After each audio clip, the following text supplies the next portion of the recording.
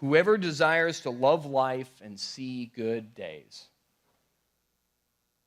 All right, well, Jonathan, that sounds like he just doubled down on what you just said he wasn't saying.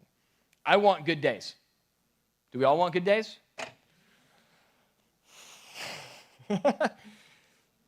I want a vacation where we don't get injured. I want, times two.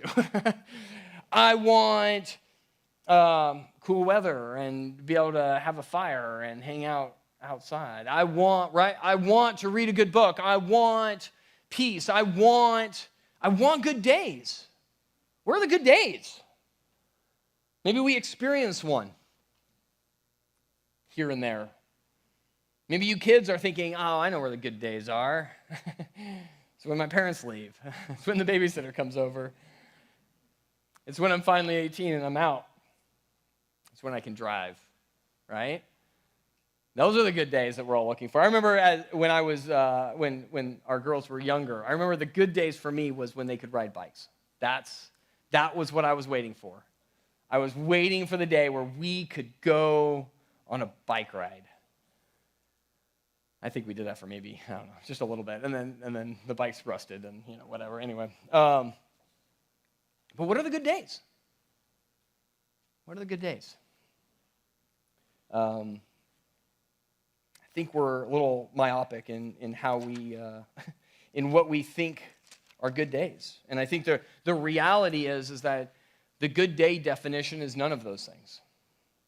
That's not what Peter's talking about. That's not a good day. A good day is when Jeff plays, right? A good day is when Jeff walks. How about that? That's probably way better.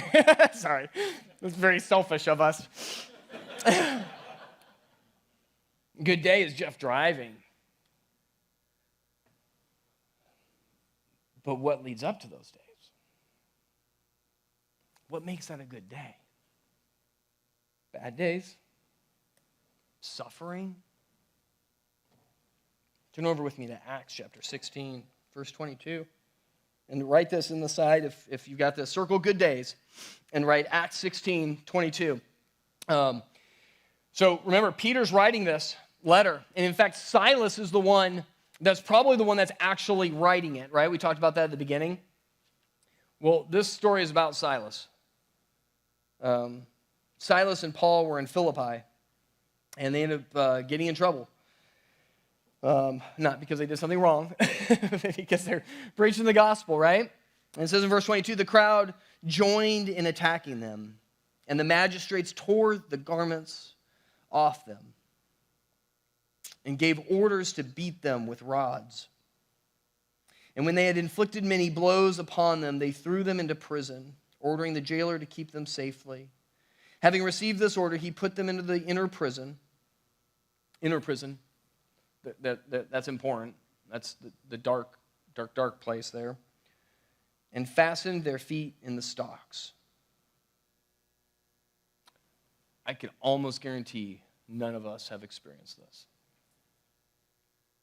None of us have probably even experienced one piece of this, I think. You can find me afterwards. I'd love to hear your story if you have. But probably not. That's a bad day. Would you agree? About midnight, Paul and Silas were praying and singing hymns to God. And the prisoners were listening to them. Man. We've been, I knew I was going to have a hard time getting through this one. We've been talking about how, why are we to submit to the government? Why are we to submit in these different circumstances and these oppressions and injustices and all these things? And what did we say over and over?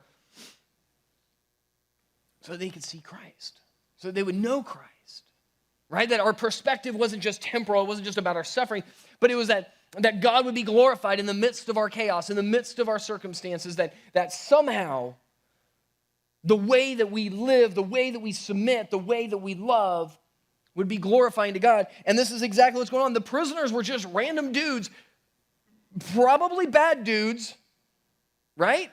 in the inner prison with their feet in stocks.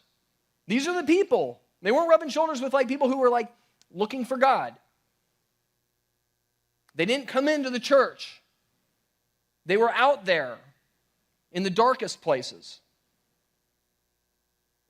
And what does God do? He picks them up and he goes, I need you to go there. I need you to go in the darkest, dirtiest place. And maybe never come out.